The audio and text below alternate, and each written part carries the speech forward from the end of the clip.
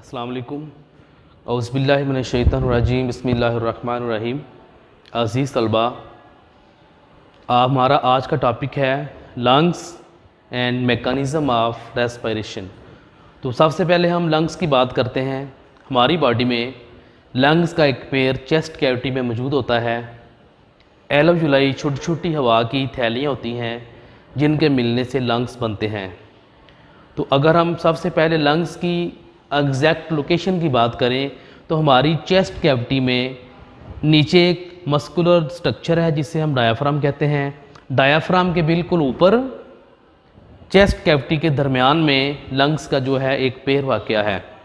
तो in lungs की जो है वो सेफ्टी के लिए इसके ऊपर रिब्स के जो है वो 12 पेयर बने हुए हैं जिनको इंटरकोस्टल मसल्स की मदद से मूवेबल बनाया जाता है, जो ब्रीदिंग के दौरान जिसने ऊपर नीचे जो है वो होना होता है। तो इसी तरह मैं आपको ये भी बताता चलूँ कि जो हमारा लेफ़्ट जो है लंग्स जो है वो राइट से थोड़ा सा स्मॉल है साइज़ में, यानी राइट जो है वो साइज़ में थोड़ा सा बड़ा है। तो लंग्स के जो टिश्यू हैं ये फुटबॉल की तरह होते हैं जो एक्सपेंड कर सकते हैं, कंट्रैक्ट कर सकते हैं, यानी बिल्कुल इलास्टिक हैं और स्पॉन्जी हैं, जो हवा भर जाने से बिल्कुल एक्सपेंड हो जाते हैं और हवा के रिलीज़ होने से दोबारा अपनी जगह पे आ जाते हैं। तो अगर हम लंग्स को जो है वो इसके स्ट्रक्चर की बात करें तो इसकी दो मेम्ब्रेन्स होती हैं। बाहर वाली साइड पे इसकी एक्सटर्नल पेलूरल मेम्ब्रेन होती है और अंदर वाली साइड पे देखें तो इंटरनल पेलूरल मेम्ब्रेन है। इन दोनों मेम्ब्रेन के दरमियान लंग्स के टिश्यू होते हैं जिसके अंदर एक फ्लूइड होता है जो लंग्स को जो है वो वर्किंग के दौरान इसे फैसिलिटेट करता है, इसके फ्रिक्शन को कम करता है ताकि अपने काम को जो वो बखूबी सर अंजाम दे सके। तो ये हुई लंग्स की बात।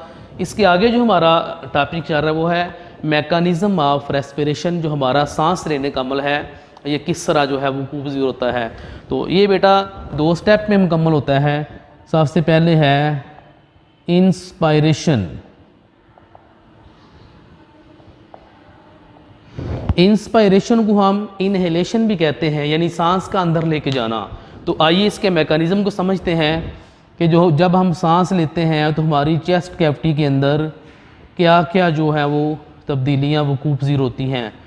तो ये जो हैं हमारे लंग्स हैं,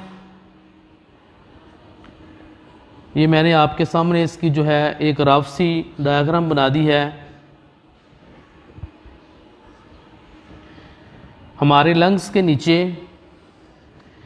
एक मस्कुलर स्ट्रक्चर है जिसको हम डायाफ्राम कहते हैं। तो इंस्पायरेशन के दौरान होता क्या है, जो इंटरकोस्टल मसल्स हैं वो कंट्रैक्ट करते हैं। कंट्रैक्ट करने से जो रिब्स हैं ये थोड़ी सी ऊपर को उठेंगी और जो डायाफ्राम है ये भी ऊपर को उठेगा। जो रिब्स हैं वो थोड़ी सी एक्सपेंड होगी और जो डायाफ्राम है ये नीचे को होगा। जब ये नीचे होगा तो लंग्स का जो इंटरनल प्रेशर है वो इसका एरिया बढ़ने की वजह से डिक्रीज़ हो जाएगा और इसके नतीजे में बाहर से जो हवा है वो बड़ी तेज़ी के साथ लंग्स के अंदर जो है वो दाखिल होगी।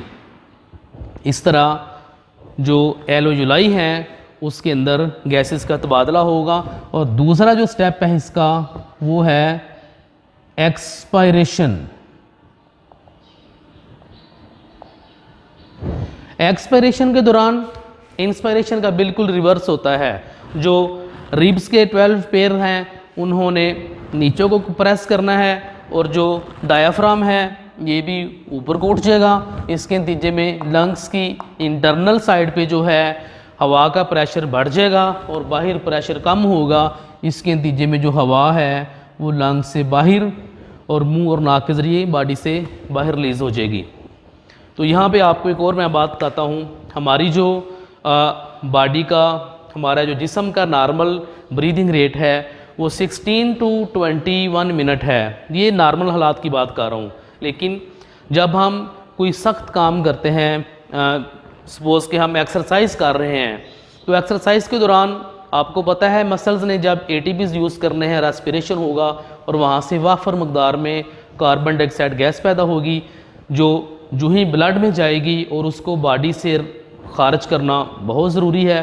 तो इसके लिए हमारे ब्रेन के अंदर एक जो है वो रेस्पिरेटरी सेंटर है, जो फ़ौरन मसल को जो है मसल की पैदाशुदा कार्बन डाइऑक्साइड की वजह से उसने लंग्स को एक मैसेज जारी करना है कि आप फ़ौरन इसकी जो रफ्तार है सांस की उसको बढ़ाएं, ताकि ऑक्सीजन की जो सप्लाई है उसको बढ़ाया जा सके। तो इस तरह जो हमारी एक्सरसाइज के दौरान है वो सांस की रफ्तार जो है वो तकरीबन 30 to 40 पर मिनट जो है ना वो हो जाती है। तो हमारा आज का टॉपिक मुकम्मल हुआ। अगर आपको कुछ चीज़ समझ ना आई हो तो आप दिए गए तरीके के मुताबिक जो है वो पूछ सकते हैं। अस्सलाम वालेकुम। अल्लाह।